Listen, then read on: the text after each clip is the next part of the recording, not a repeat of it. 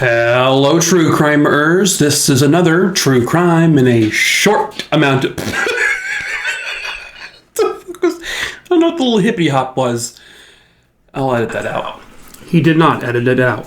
This is another true crime in a short amount of time, and this is the case of Tanya Lee Palmer. Viewer discretion is advised.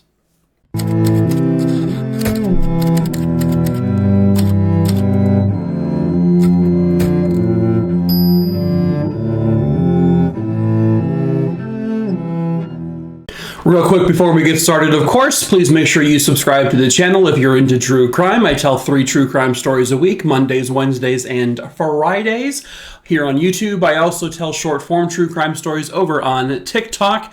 I have 2 TikTok pages now. If you go to the description of this video below, you'll see a link tree and you can find the links to all of my socials there. I also have them written out in the description. I do also have a Discord server. Be over the age of 18 if you're going to join it, or else you're going to get kicked out of there. Also in the link tree below. Plus, I sell merch. We ship all over this great world. Yeah, weird. We also ship to Venus, Mercury, and, as of right now, Pluto, even though it's not a planet. Sorry, Pluto. And then lastly, if you want me to cover a case or you have a case to recommend, please send me an email. My email is listed below, or it's mikey@truecrimerer.com. Just email me the name of the individual, where it happened, when it happened, and I'll add it to my list. I do have over 5,200 names on there as of right now, so it may be a long time before I get to that case, but I will get to it eventually. I pick my cases at random, to be fair. But let's get into today's story. Tanya Lee Palmer was born on May 24th, 1981, and she lived in Ligonier, Pennsylvania. At the time of this story, Tanya is 8 years old, and she lives with her mom, 25-year-old Annette Landis, and Annette's, I guess, boyfriend, Edward Carl Wissinger. I only have one photo, and it's obviously an older one, of him old, so I don't have anything else, unfortunately. Apologize for that. Tanya also had a half-brother named Eddie. It was April 19th, 1990. Tanya's mom was working that night, and so her boyfriend, Edward Wissinger, I'm not 100% sure. Well, he was at home with Tanya and Eddie. He was babysitting that night. At around 8:45 p.m., this is according to Edward, Tanya goes upstairs to the second floor, and she goes to the bathroom on the second floor, and she runs her own bath, and she gets in the bath. She's doing all of this on her own. Now, he claims that at approximately 9 p.m., so roughly 15 minutes or so later, he goes up to the bathroom upstairs to check on her, and he says she is in the bathtub, drowned. That she was submerged in a tub full of water. He says this is a horrible accident. He calls 911, and all he can say is he doesn't know exactly what happened. He was downstairs, she was up there running her own bath. Next thing he knows, she's drowning in the bathtub.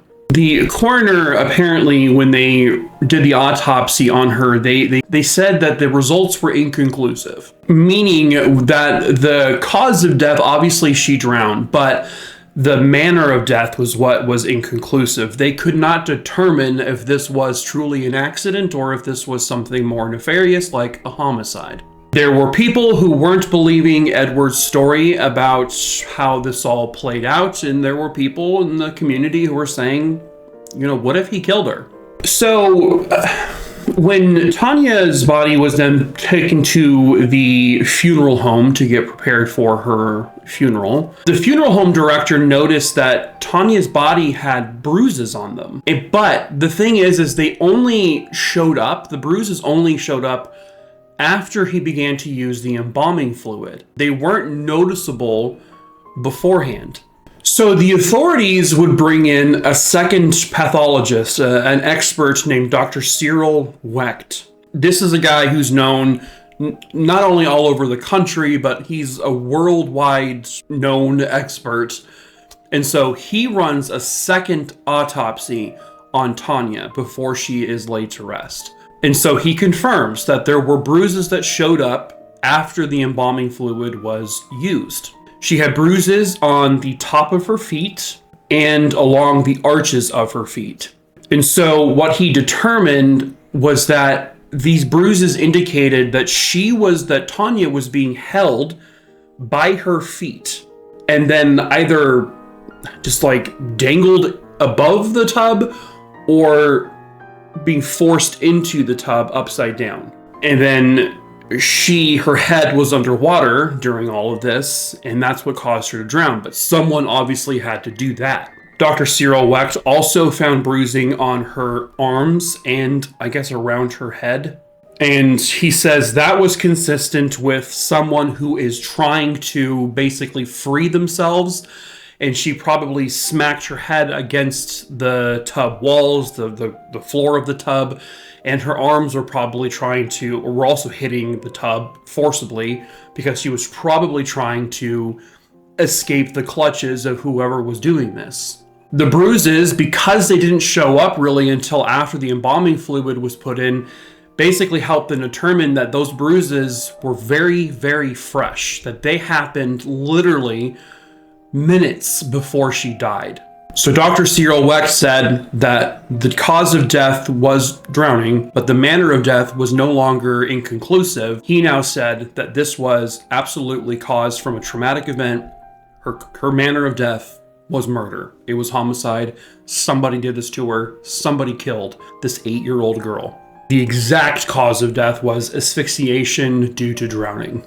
On May 15th, 1990, Edward Wissinger was officially arrested and charged with the murder of 8-year-old Tanya Palmer. Something that came up in the autopsy, as well as reports from witnesses like the paramedics and the people who treated her at the hospital, because they were still working on her. They noticed that she was in rigor mortis when they arrived at the house, meaning she was dead longer than this 15-20 minute window of time between when, she went upstairs and then when he called 911. That meant that Tanya was likely dead for at least a couple of hours, possibly up to a couple of hours prior to him calling 911. So he waited much longer than he said. So he changes his story after he's arrested a little bit. Now Edward is saying, because, all of the bruises that showed up, and these factored into why he was being charged with murder, he said, well, when I walked in and I noticed her drowning, I tried to get her out of the tub, and I grabbed her by the feet, and she slipped and she fell back into the tub, which caused her to hit her head against the tub. So now he was trying to backtrack to explain why there were bruises on her, but why bother leaving that part out initially? That doesn't make any sense. So why would you even lie about that from the get-go? Then it would come out that Tanya Palmer had a lot of issues with Edward Wissinger. She was afraid of him. She was terrified of him. Apparently, Edward disciplined Tanya a lot, and this is confirmed even by Tanya's mom and by friends that, he yelled at Tanya quite often, but that doesn't translate to like, oh, I'm going to murder her. Like that doesn't necessarily equate, because a lot of parents yell at their kids all the time. But some of her friends would basically say that Edward yelled at Tanya sometimes out of the blue for absolutely no reason. He would just scream at her and berate her for nothing, for doing absolutely nothing. A few weeks prior to her dying, a friend would tell police, unfortunately afterwards, that Edward had said to Tanya, I'm going to kill you. Tanya said the reason why he threatened her like that is because she didn't want to watch TV in her own bedroom. She wanted to watch TV downstairs in the living room. He got mad at her for that, and then he flipped his lid and said, I'm going to kill you. So Tanya relays this to one of her friends. Again, these are literal children. These are like 7, 8-year-old children. So apparently Tanya's mom would notice the constant scolding, and she had Edward leave the house for a few days and like, hey, cool off and then come back. And so he did. Here's the thing. Annette, Tanya's mom, Tanya's friends, other relatives No one ever physically saw Edward lay a hand on Tanya, ever. No one ever saw or overheard Edward telling Tanya, "I'm going to kill you." The threats of being killed were relayed by Tanya to other people. There were a couple of occasions where people did witness, like Edward kind of just like pushed Tanya's head, just sort of like push her to the side, not terribly forcibly, but also not like a playful little push. Tanya then told a friend that Edward said to her, "I'm going to kill you and nobody is going to know it." She was so afraid of him that when she told this to her friends, she made her friends promise not to tell any adults. Tanya said she wasn't going to tell her mom because she was so afraid of Edward that if he found out that she told on him, he would kill her. She got to a point where she would lock her bedroom door every night because she didn't know if he was going to come in and actually do it. Again, this is an 8-year-old child who probably now feels alone because she can't tell anyone because she thinks she'll be killed if she does. But on the flip side, you also can't verify these stories. But why would she lie? Why would an 8-year-old child make up these insane stories about some person threatening to murder her? At Edward's trial, there would be family members who would testify that they never really saw Edward really ever treating Tanya nice. He always was either very standoffish with her or he was yelling at her. They never noticed, a parental relationship between the two of them. It was always very just like, eh. One of Edward's friends would testify at the trial against him, basically stating that Edward called this friend about what happened, that he said Tanya is drowned in the bathtub. And the friend said, "Well, you called 911, right?" And Edward responded with, "For what? Why would I do that?" Tanya's mom, Annette, would state, I guess, that she never was aware that there was this issue between he and Tanya. That she did notice that he was, he yelled at her, but, that's a normal thing for people to scold their kids or stepkids. But she never saw any actual physical violence. She never heard any death threats or physical threats from him. So she really wasn't truly aware because Tanya never told her. But Edward would, he would testify that I was always justified. I was always in the right when I was scolding her and yelling at her.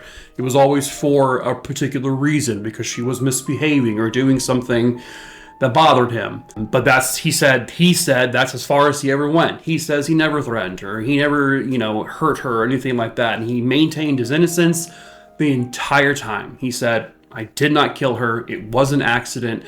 I picked her up out of the tub. She slipped. She hit her head. That's why she was bruised." But then you had the very damning testimony of Dr. Cyril Wecht, who would testify. And this guy is he's beyond an expert, right? He's very, very, very good at knowing these things and determining, causes of deaths and that kind of thing. And he took the stand and said, it's obvious that she was held by her feet, hence the bruises. So Dr. Wecht said someone was holding her at her feet and dunking her in the water and causing her to drown. And that was enough pretty much for the jury. He had been charged with first-degree murder and he was convicted of first-degree murder in 1991. Edward Wissinger was sentenced to life in prison without the possibility of parole. He tried to appeal first in 1993. He lost. I believe he tried to appeal again later down the road and lost again. I don't know if he is still alive or not in prison. I'm having a hard time finding really much information about any of the players involved here. But regardless, he was never going to be able to harm anyone ever again because, prison. Honestly, I'm inclined to believe that he did kill her. I trust the science, if you will, about the, holding her by the ankles and dunking her in the water. I don't know if it was a common practice for Tanya to give herself a bath. I mean, she was 8. She was at that age where, I don't know. I'm not a parent. I think, do most parents let 8-year-olds bathe themselves unsupervised? I don't know. And I don't know the situation in that household, so I'm not I'm not sure. You know, I don't understand what scenario, if this was an accident, I don't know the scenario in which it all would have occurred, how she would have drowned in a bathtub at the age of 8. But maybe she slipped and fell right into the tub, hit her head. But then how the bruises on her feet, the fresh bruises. I'm also inclined to believe Tanya's friends, that Tanya told them that she was afraid of him and that he threatened to kill her. Obviously, he's not going to threaten to kill her in front of other people. That kind of adds up, that he would just do those threats to her, not thinking she was ever going to say anything. And no adults were ever told prior to her death about these things, so there's no really true way of ever knowing for sure, or of ever really verifying if those threats were ever made. So this is kind of in that you have to sort of just line up with the science of the second autopsy by Cyril Wecht, and just have to kind of understand that she was likely murdered. Just an 8-year-old girl who didn't get a chance to go to junior high, didn't chance to go to high school. She never got to go to prom. She never, got to have a boyfriend. She never got to go to college, graduate, get a wonderful job. She never got to have her own family, watch her kids, grow up and go through the cycle again. She never got that. And it's always so tragic when you have a case like this about such a young person. And you have to think about all the things that could have been, all the things that should have been, but she was not afforded that right. If she was murdered, which I'm inclined to believe she likely was, at the very least, at least Tanya Palmer got the justice she rightfully deserved. But what do you guys think? At any rate, that is the end of this case. True crime, a Rooney Dooney Dingleberry Downs. Okay, stop it. Ow!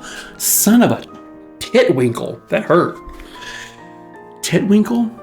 What the hell is a titwinkle?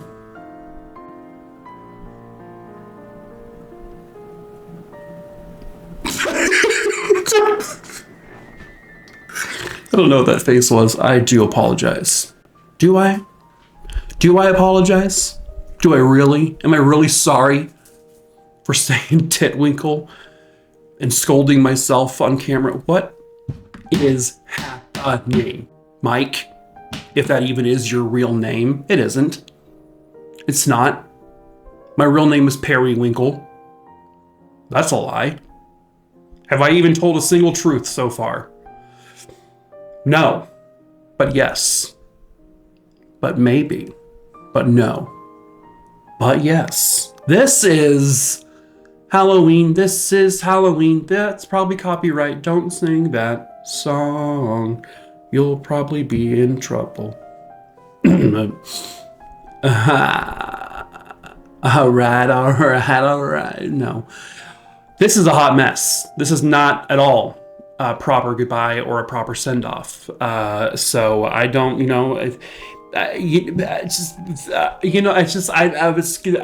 maybe one day I'll figured fucking. And anyway, so I mean, I just wanted to say